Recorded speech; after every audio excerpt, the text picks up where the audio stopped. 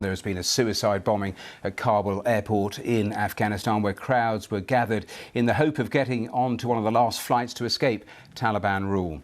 Taliban officials said at least 13 people were killed, and it comes after days of warnings from Western intelligence agencies that an attack at the airport could be imminent. Well, let me bring you right up to date in terms of what we know so far, because the spokesperson for the US Secretary of Defense has called it a complex attack that resulted in a number of American and Afghan casualties. Kabul's emergency hospital says 60 injured people have been taken there so far. The Pentagon has also confirmed at least 2 explosions which happened close to one another outside the perimeter of the airport. One blast happened close to the airport's Abbey Gate and the other close to the nearby Baron Hotel.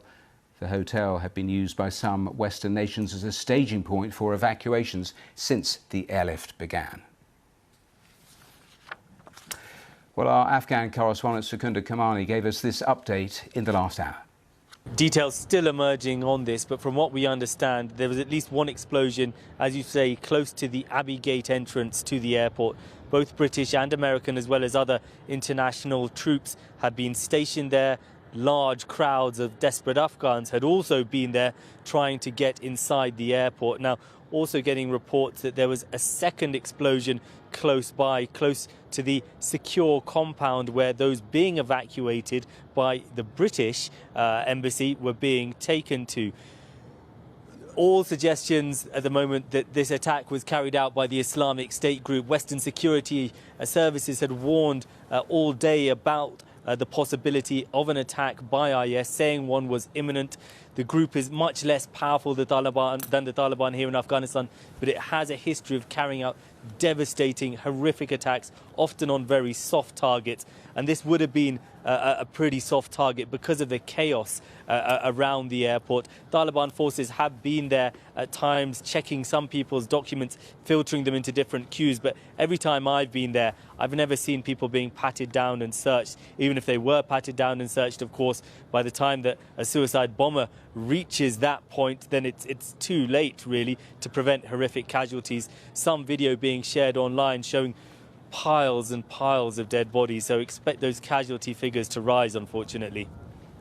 Secunda, as you're speaking, we're seeing some of the still images from the area with casualties being taken away. Obviously, the situation is still very, very fluid with information coming in. But what are you hearing about casualty numbers? Well, it's difficult at the moment, partly because we're in a state of flux right now. So we still have a serving government health minister from the previous government, but obviously we have a new government, or we don't have a new government, but the Taliban are in charge. So information is not coming out in the way that it previously would have come out.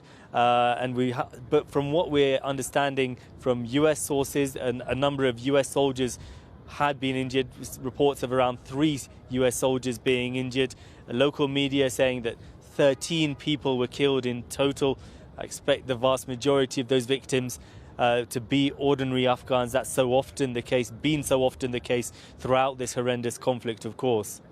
And Secunda, I heard you reporting earlier in the day when, of course, those intelligence reports were warning of an imminent attack, and you were making the point that that information, despite it being known, it simply didn't cut through in terms of the numbers of desperate people there at the airport who were still coming, who were still staying. That's exactly right. I mean, so many people who are there, and we're talking about thousands, are in such a state of confusion, such a state of desperation, that one, they're not going to be hearing this kind of information. They're not going to be receiving that. They're hearing all kinds of other rumours. They're just trying to focus on getting out of the country. The other thing is that they've endured so much already to get to this point. Many have camped out for days in dire conditions. So what may have seemed to them as a vague or possible hypothetical threat earlier in the day would not have been enough to put them off from going to the airport. There would have been large crowds there still. All the reports that I'm getting indicate there was a large crowd at the time of this explosion. Secunda Kamani in Kabul for us. Let's head to Washington, live to Barbara Plett, Usher. And Barbara, have we had anything from the White House so far? You know, Matthew, we haven't. The only official communication we've had is from the Pentagon, and that hasn't been devolving very much information. The Pentagon spokesman has said that there are a number of U.S. and civilian casualties, implying that there are U.S. military casualties because he makes that distinction between U.S. and civilian. We have U.S. media reporting that between 3 to 5 military personnel have been injured. And this, of course, would be the scenario that the U.S. was very much wanting to avoid. As Sikander was saying, probably the majority of those dead or wounded are Afghan civilians. But for the administration, they really don't want to have U.S. casualties at the end of this evacuation effort. And so that is the reason they had, we understand, is why President Biden, at least one of them, was reluctant to extend the deadline. And he had begun warning last week publicly about the possibility of an attack by Islamic State group. This is the kind of scenario that intelligence seemed to be suggesting as those warnings got more and more specific. And they do imply that there was very specific intelligence, because the State Department said to Americans yesterday not to go to 3 gates, including this one, Abbey Gate. So that this is something that they seem to have seen coming. In terms of the situation in Washington, Matthew, everything's on hold. We were supposed to have a briefing from the Pentagon an hour and a half ago. That was just a regular briefing. That has been delayed indefinitely. The president was supposed to be meeting the Israeli prime minister, but that has also been postponed. Mr. Biden, is in the Situation Room together with the chairman of the Joint Chiefs of Staff and other people, of course, watching what's happening, getting all the latest information on the situation on the ground and on the latest on casualties. Really briefly, Barbara, because a number of guests I've talked to in the last hour, very knowledgeable, all making the point they now totally anticipate that the Americans and others won't be able to get their citizens out by the 31st deadline. Are you hearing anything from the Pentagon about whether flights are continuing or have been paused?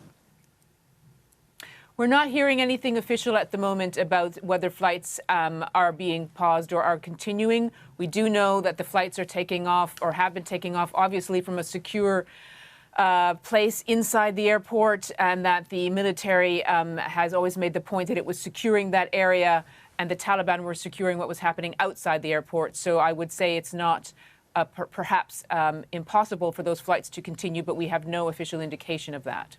All right, Barbara Pletasher there in Washington. Thanks once again. The situation extremely fluid on the ground. More detail coming in all the time.